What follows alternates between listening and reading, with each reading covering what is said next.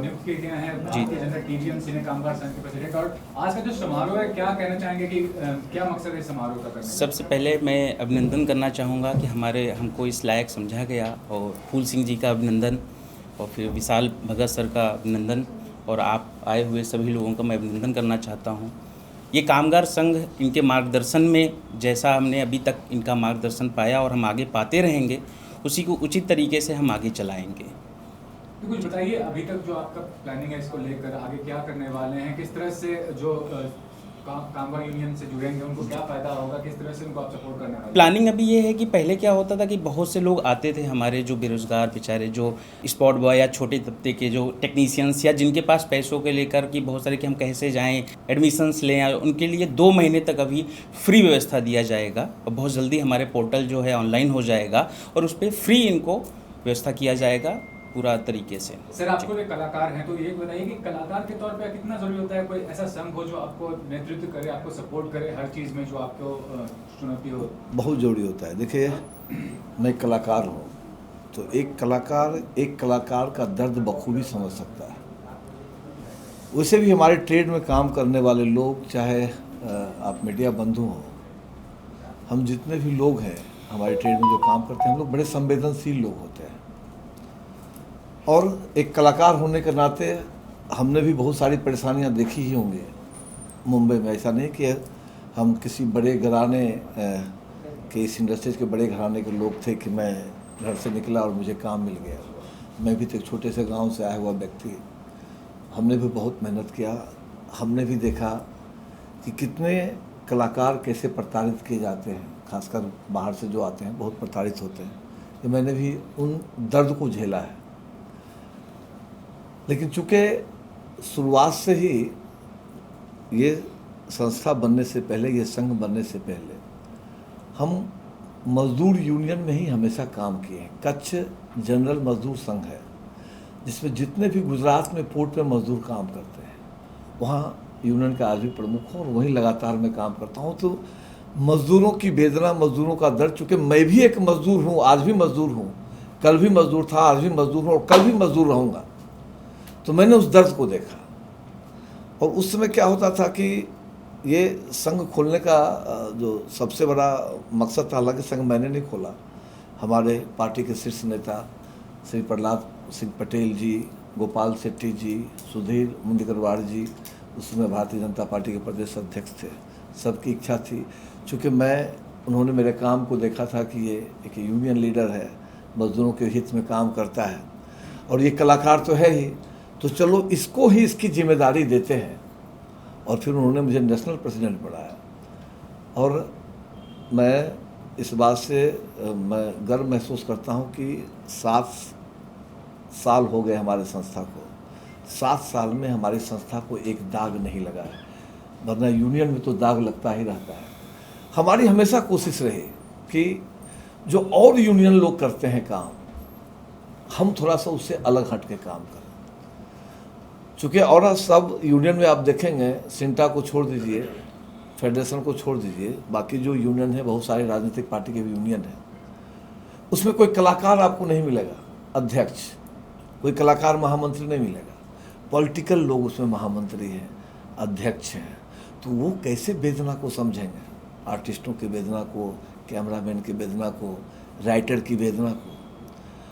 तो जब ये संघ की स्थापना हुई, तो जब हम, चूँकि मैं लेबर लॉ बहुत पढ़ता हूँ, आज भी लेबर लॉ पढ़ता हूँ, उसमें मैंने देखा कि अगर मजदूर कोई काम करता है हमारी इंडस्ट्रीज में, एक तो देखिए अनऑर्गेनाइज सेक्टर में आज भी इस देश का दुर्भाग्य है कि 135 करोड़ में 45 करोड़ लोग अनऑर्गेनाइज सेक्टर में काम करते हैं। जैसे अब इसमें जितने भी लोग हैं, ये किसी से भी एसोसिएशन से नहीं जुड़े होंगे, फ्रीलांसर हैं, आए अपना काम किए। और नतीजा क्या होता है, जब इनको तकलीफ़ें आती हैं, एसोसिएशन का क्या मतलब होता है, जो हमारा जो वर्कर्स है, हमारे साथ जो काम करने वाले लोग हैं, उनको जब भी कोई तकलीफ़ हो तो हम उनके लिए खड़ा हो जाए।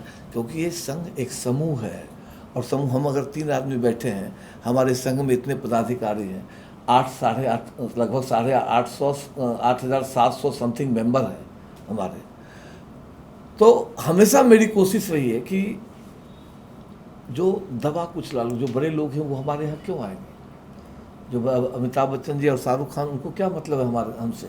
लेकिन जो छोटे छोटे वर्कर हैं, spot boy, light man, crane उठाने वाला, ये सब जो लोग हैं ना, ये जो बड़े पुराने कॉकस वाले एसोसिएशन हैं, वो कुछ नहीं करते हैं।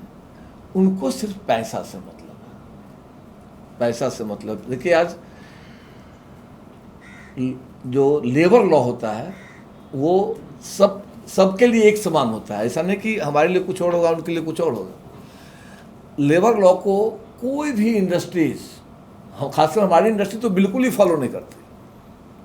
आज एक जूनियर आर्टिस्ट, आप यकीन कीजिए कि एक व्यक्ति मध्य प्रदेश से, जबलपुर से आया है, वो बेरोजगार है, वो आया है हमारी इंडस्ट्रीज में काम करने के लिए।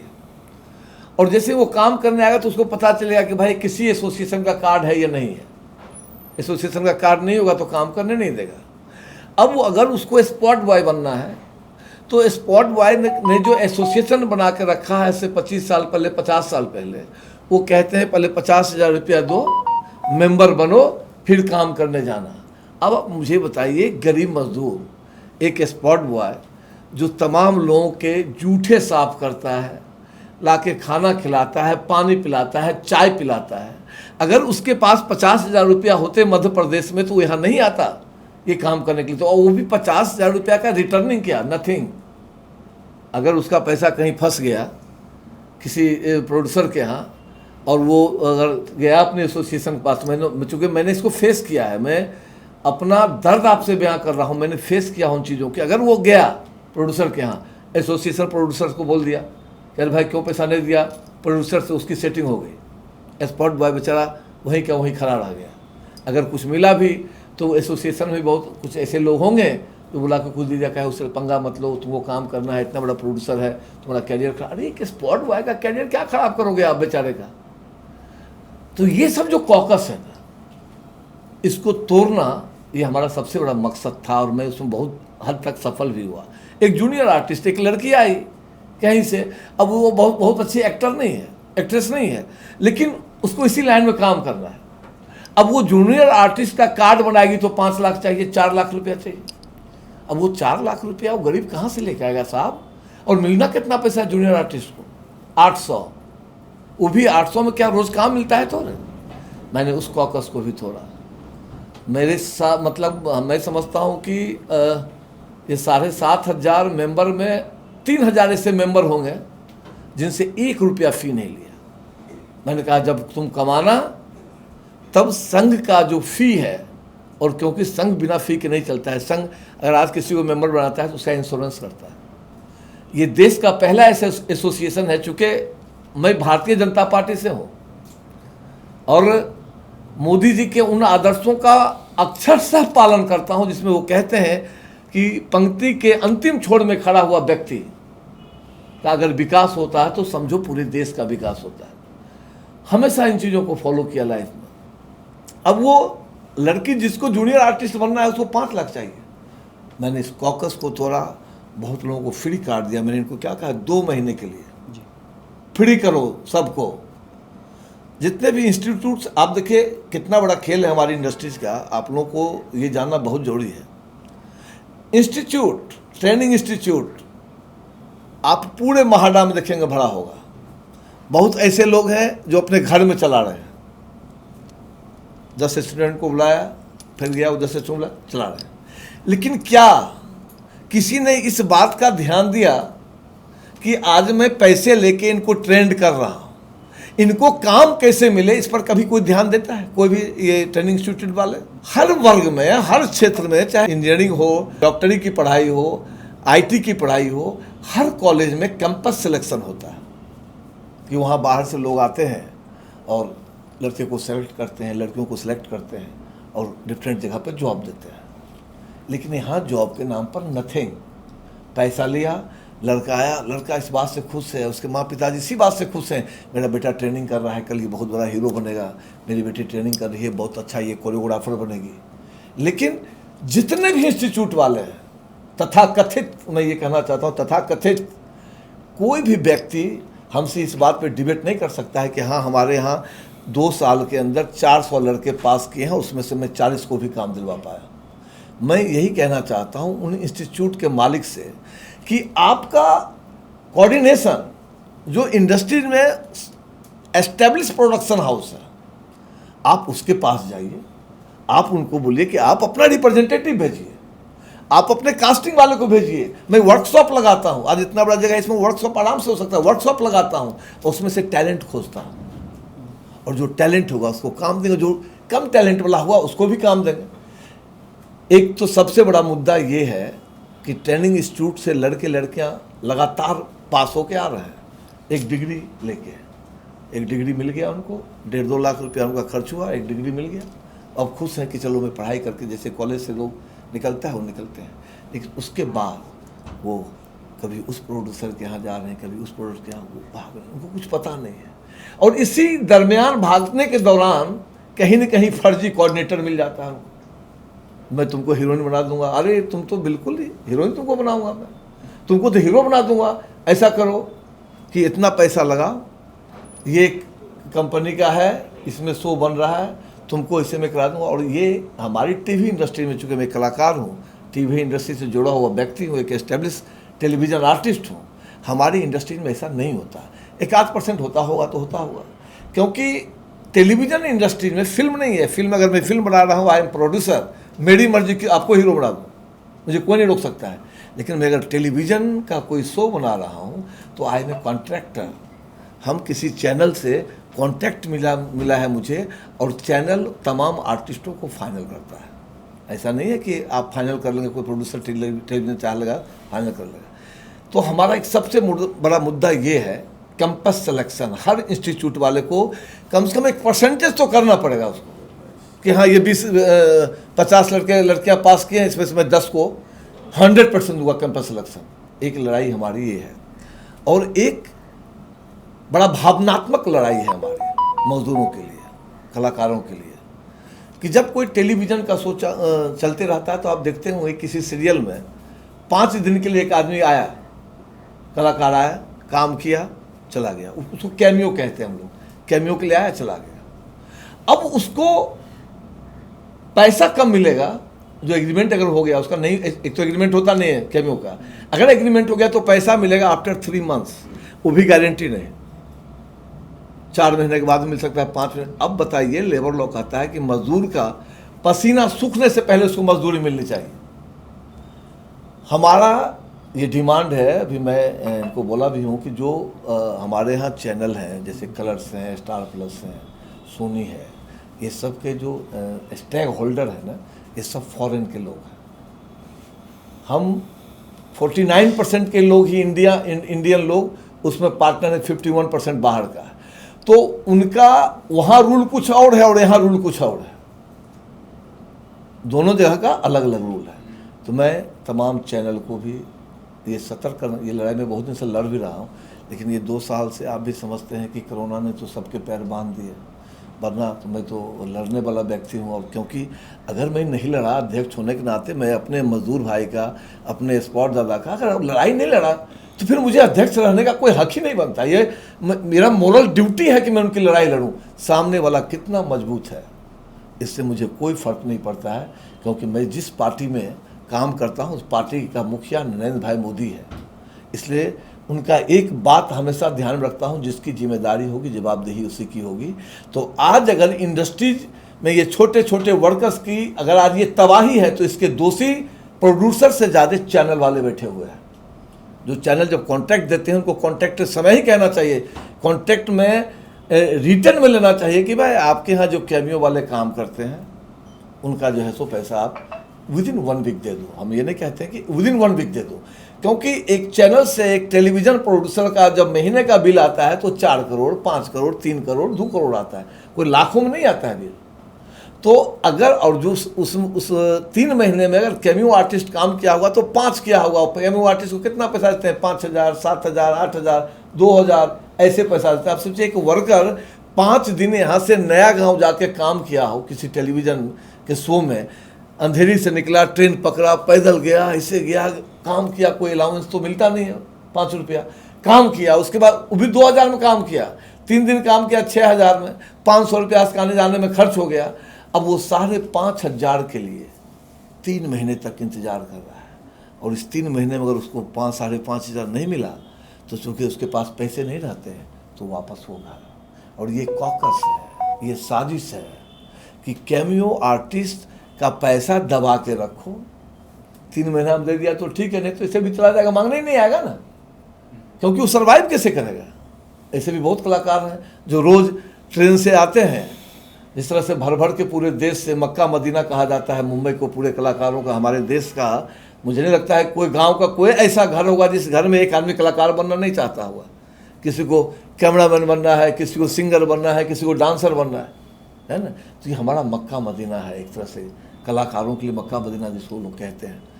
और मेरी एक कोशिश है, अब जो हमारी नई ऊर्जावान टीम बनी है इस बार, हालांकि पहले की टीम भी अच्छा काम कर रहे हैं, उसमें से बहुत सारे लोग इसमें हैं, लेकिन अब जो टीम बनी है ना, आज हम जिस समय अध्यक्ष थे उस समय टेक्नोलॉजी उतनी, जिसको कह सकते हैं उतना फास्ट नहीं था। आज अब देखिए यही कह रहे हैं पोर्टल ऐप, ये तो हम तो सीधा साधा आदमी, हमको ना पोर्टल समझ में आता है ना ऐप समझ में आता है, हमको तो काम करना समझ में आता है। तो मैंने इनसे यही कहा है, मिश्रा जी को बधाई दिया है, और उनकी पूरी टीम को बधाई देने के बाद मैंने यही किया है कि जो हमारे शीर्ष नेताओं ने जब एसोसिएशन बनाया था, उनकी आंखों में जो सपने थे, उस सपने को हम लोगों को पूरा करना है। क्योंकि अगर हम भारतीय जनता पार्टी के हैं तो पंडित दीनदयाल उपाध्याय जी की वो पंक्ति हमेशा हमारे जेहन में गूंजती रहनी चाहिए कि दरिद्र नारायण की सेवा सबसे बड़ी सेवा है। और इसी कोशिश में ये संघ अब आने वाले समय में मैं चाहता हूँ कि देखिए एक क्रांति आनी चाहिए, हो कहीं भी नाम लेकिन नाम होना चाहिए। तो एक क्रांति आएगी, क्योंकि अब युवाओं की टीम बनी है। इसमें कुछ ऐसे लोग हैं जो इंडस्ट्रीज के नहीं है लेकिन टेक्निकली स्ट्रांग है। वो अच्छा कंप्यूटर चला सकते हैं, अच्छा नरेट कर सकते हैं, अच्छा बोल सकते हैं। हमारी बहुत सारी बहनें भी इस बार शामिल हुई है काम करने के लिए। और जिसको जुनून हो, मैं तो अपने सारे पदाधिकारियों को कहता हूं कि कोई डॉक्टर नहीं कहा है कि आदमी की सेवा करो। सेवा की भावना खुद मन में होनी चाहिए, खुद दिमाग में होनी चाहिए। कोई डॉक्टर थोड़ी लिखता है प्रिस्क्रिप्शन पर एक काम करो, तुमको ये तबीयत खराब है ना तो जाओ गांव में 5 आदमी को खाना खिलाओ, तुम्हारा तबीयत ठीक हो जाएगा। लेकिन ऐसा भी तो होता है, बहुत लोग डॉक्टर नहीं कहता है फिर भी जाकर 5 आदमी का सेवा करता है, उसका तबीयत ठीक हो जाता है। Sympathy is far greater than gold always. तो ये जो सहानुभूति है ना, ये उन मजदूरों के लिए, उन छोटे छोटे कलाकारों के लिए। और मुझे पूरी उम्मीद है, आप तमाम पत्रकार बंधुओं से मैं ये कहना चाहूँगा कि देखिए आप भी हमारे ही ट्रेड के लोग हैं, हमारे ही क्षेत्र के लोग हैं, आप भी कला से जुड़े हुए लोग हैं। पत्रकार कलाकार दोनों में कार लगा हुआ है, प्रोड्यूसर डायरेक्टर में टर लगा हुआ है। हम भी कलाकार हैं, आप भी पत्रकार हैं। हम लोगों की ये नैतिक जिम्मेदारी बनती है कि हम अगर अकेला मोदी जी क्या करेंगे, इट इज़ क्वाइट इम्पॉसिबल। अकेला वो क्या करेंगे? अगर हर घर का, हमारे संघ का हर पदाधिकारी ये सोचेगा आई एम नरेंद्र मोदी, वो काम कर सकते हैं। अगर 14 घंटा, 15 घंटा, 16 घंटा, 17 घंटा, तो मैं 12 घंटा काम क्यों नहीं कर सकता? तो हर आदमी को ये बन के काम करना होगा। और मैं आपको यकीन दिलाता हूँ कि 3 महीने थोड़ा सा कोरोना का ये सब हो जाने दीजिए, तो जो मेरी लड़ाई होगी ना इस चैनल वालों से, खासकर सोनी, स्टार प्लस, कलर्स, वो देश देखेगा।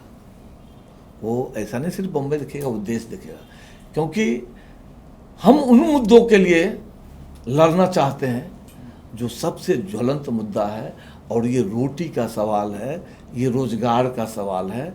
और किसी को रोजगार मिले, रोटी मिले, इसके लिए मुझे किसी से भी टकराना पड़ेगा। तो संघ टकराने के लिए हमेशा खड़ा रहेगा। और आप सभी पत्रकार बंधुओं को मैं धन्यवाद देता हूँ।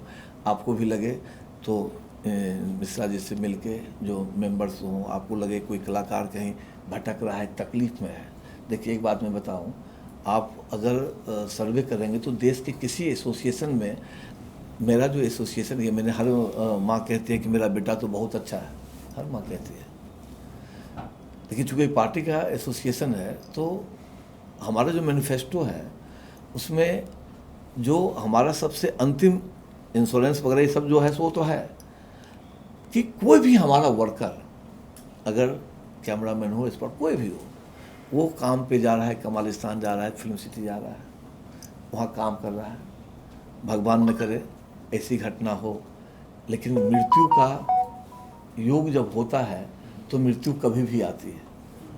अगर वो मर जाता है तो मरने के बाद ये जो बड़े बड़े एसोसिएशन है, अगर कोई मरता है बोला उसके परिवार को कुछ सेट किया, चलो गए निर्णय खत्म। लेकिन मैंने, ये इमोशन की बात है, ये भावना की बात है, इसमें ऐसा कहीं नहीं है कि नहीं ये करना ही चाहिए। मेरे इमोशन में ये आया कि अगर स्पॉट दादा का, एक स्पॉट दादा मर गया किसी सेट पे, जो 15,000 रुपया महीना उसको मिल रहा है और उससे पूरे परिवार को चला रहा है, और मर गया सेट पर, तो उसका तो परिवार खत्म। तो मैंने अपने शीर्ष नेताओं से बात करके मैंने कहा ये मेरे भावना की चीज़ है। लेबर कमिश्नर से मिला, मैंने कहा सर ये तो मैं करूँगा कि अगर कोई व्यक्ति माने मर जाता है काम के दौरान, काम पे जाने के दौरान, अगर वो शादीशुदा है तो उसकी पत्नी को, और अगर वो शादीशुदा नहीं है तो उसकी माँ को, जब तक जिंदा रहेगी, जब तक वो लाइव है, संघ के तरफ से उसको 3,000 रुपया हर महीने उसके अकाउंट में उसके पेंशन के रूप में जाएगा, ताकि उसका परिवार, आज गांव में अगर 3 आदमी का भी परिवार है ना, 4 आदमी का परिवार, तो उसको अगर आप 3,000 रुपया दे देंगे तो 3,000 में कम से कम भोजन तो कर लेगा, भूखे तो नहीं मरेगा। क्योंकि ये कहीं न कहीं भावनाओं से जुड़ी हुई चीज़ थी, वो मैं कर रहा हूँ। लेकिन ईश्वर की कृपा ऐसी है, अभी मैं क्या बताऊँ आपको, कि 7.5-8 साल में ऐसी कोई घटना नहीं घटी है।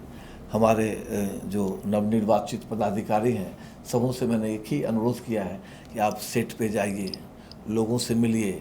आपको कोई ज़रूरत नहीं एक्टर एक्ट्रेस से मिलने के लिए, आप कम से कम जो लाइट उठा रहा हो, जो पानी पिला रहा हो, जो कैमरे के पीछे कंधा पे बड़ा सा बोझ लेके लाइट का बैठा हो, खड़ा हो, जैसे वो लाइट नीचे रखे और आप जाएं और पीठ पर हाथ धर के बोले और का हाल बा हो, कहाँ घर बा, क्या हालचाल, कोई दिक्कत नहीं खेन हुए हैं, थोड़ा सा उसको प्यार से अगर पीठ पे हाथ धर के आप पूछ लेते हैं ना, आप उसको देने कुछ नहीं जा रहे हैं, आप प्यार देने जा रहे हैं। और मेरा मानना है कि दुनिया का कोई भी ऐसा व्यक्ति नहीं है, कोई भी, जिसको आप प्यार से नहीं जीत सकते हैं।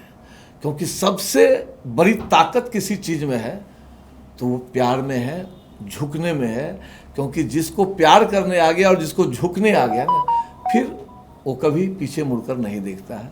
अगर आप लोगों को कोई प्रश्न और पूछना हो, मैंने अपने दिल की बात आप लोगों से शेयर की है कि मैं चाहता हूं कि हमारा जो इंडस्ट्रीज है उसमें लोगों को रोज़गार मिले। 2 साल से भूखमरी के कगार पे हैं, आपको मैं बता नहीं सकता हूं। कुछ ऐसे लोग हैं जो गांव चले गए हैं, वहाँ भी तड़प रहे हैं, क्योंकि गांव में कुछ नहीं था, तब तो छोड़ के आए थे यहाँ स्पॉट बॉय बनने। कोरोना में एक हल्ला हो गया, भागो गाँव भागो, वहीं सब कुछ है, वहीं सब कुछ है, भाग तो गए, लेकिन वहाँ तो काम नहीं है। अब काम नहीं हुआ, फिर वापस आना चाहते हैं। जब वापस आना चाहते हैं तो यहाँ भी देखते हैं वही त्राहिमाम। तो अपनी एक कोशिश है कि किसी तरह से एक अच्छा काम हमारा संघ जो करते आ रहा है, और नए लोगों के साथ, नई ऊर्जा के साथ कल से इसकी शुरुआत करें। इसी के लिए सबको मैं आज शुभकामना देने आया था, आपसे भी मिलने आया था। मैं विशाल भगत जी जो साय के तरह हमारे साथ काम करते हैं, हम चूँकि भारतीय जनता पार्टी के पूरे महाराष्ट्र के भी अध्यक्ष हैं, जो पूरा बिहार सेल है उसके, तो हमारी और भी जिम्मेदारी है। तो हम तो ऐसे भी कैमरा में नहीं कहना चाहिए, लेकिन हम तो सीनियर सिटीजन में आ ही गए हैं, अब इसको छुपाना क्या है ना। तो अब तो हमको हमारे नीचे हमारे अपने बंधु को, हमारे अपने बेटे को, हमारे अपने भतीजे को, अपने छोटे भाई को अगर हम जिम्मेदारी नहीं देंगे तो कौन देगा? अपने बउआ को अगर हम बउआ नहीं कहेंगे तो गांव वाला कैसे बउआ कहेगा? तो इतने सारे बउआ बबुनी अब कल से काम शुरू करेंगे, और मुझे पूरी उम्मीद है, जो मैंने आज सबकी आंखों में देखा है, कि सबकी आंखों में एक चमक है कि नहीं, मुझे कुछ करना है अपनी इंडस्ट्री के लिए, मुझे भी कुछ करना है अपनी इंडस्ट्री के लिए। और जो आज मैंने चमक देखी है, वो निश्चित एक दिन हमारे इंडस्ट्रीज में भी एक बड़ा कमल खिलाएगी काम के रूप में। इन्हीं शब्दों के साथ मैं अपनी वाणी को विराम देता हूँ। सबसे पहले मैं अपने राष्ट्रीय अध्यक्ष फूल सिंह जी का स्वागत करना चाहता हूं कि इतने भारी बारिश जिस प्रकार से आज हो रहा है, इस बारिश में भी पनवेल से यहाँ पर हम लोग को आशीर्वाद देने के लिए आए हैं। मैं उनका स्वागत करता हूं और नवनिर्वाचित हमारे मुंबई के अध्यक्ष जयप्रकाश मिश्रा जी, इससे पहले फूलचंद उबाले जी अध्यक्ष थे मुंबई के, उनका प्रमोशन हो गया है, उन्हें महाराष्ट्र का अध्यक्ष बनाया गया है, लेकिन उनकी तबीयत खराब होने के कारण वो आज उपस्थित नहीं है। इस टीवी सिने कामगार श्री भारतीय जनता टीवी सिने कामगार संघ के में बहुत से विंग्स होंगे, हेयर ड्रेसर विंग्स होंगे, सब अलग अलग विंग्स होंगे, उनका भी अलग अलग अध्यक्ष होगा और सहयोगी होगा, उसका अलग अलग पूरा नाम बनेगा। और ये बहुत बड़ी जिम्मेवारी है जो आज मिश्रा जी को दिया गया, जयप्रकाश मिश्रा जी को। साथ में इनको एक बहुत बड़ी चुनौती है वेब सीरीज की, जो आज वेब सीरीज में अश्लीलता के चलते बहुत से गवर्नमेंट के द्वारा भी रोक लगाई गई है। और आज देख रहे होंगे कि कुंद्रा किस प्रकार से वो घृणित कार्य में संलग्न है, देख रहे होंगे आप लोग। तो इस तरह की बातें, बहुत सी चीज़ें हैं, बहुत से कलाकारों के साथ में होता है। दूसरा चीज़, मेरी कल ही बात हो रही थी जयप्रकाश जी से, 17 तारीख को ये अध्यक्ष बने हैं, तो बात हो रही थी कि स्किल डेवलपमेंट, स्पॉट बॉय हो, टेक्नीशियन, अगर वो लाइटमैन हो, असिस्टेंट कैमरामैन हो, जो भी हैं, इन लोगों को स्किल के लिए एक डेवलपमेंट का प्रोग्राम इनका चलेगा, वर्कशॉप चलेगा, फ्री वर्कशॉप चलेगा। और अभी 2 महीना तक फ्री कार्ड एप्लीकेशन जो है वो अप्लाई किया गया है, जिसमें अभी 2 महीना तक कोई भी चार्ज नहीं लिया जाएगा। वो लोग आके इस संस्था में रजिस्ट्रेशन करा सकते हैं। सबसे बड़ी बात यह है कि ये रजिस्ट्रेशन में मुख्य बात क्यों है, कि यूनियन का कार्ड होना क्यों जरूरी है, सबके मन में भाव रहता होगा। कोई भी असामाजिक तत्व हमारे बॉलीवुड इंडस्ट्रीज में प्रवेश ना करे, इसलिए कार्ड बनता है। उनकी जिंदगी की सुरक्षा के लिए हम लोग इंश्योरेंस कराएंगे और मेडिक्लेम के माध्यम से उनको इंश्योरेंस मिलेगा। बहुत सा चीज़ ऐसा होता है, जैसे कभी कभी प्रोड्यूसर होते हैं, कभी चैनल्स वाले होते हैं, पैसा रोक लेते हैं। हमारी संघ जो है उनके लिए लड़ाई लड़ेगी और लड़ते आई है।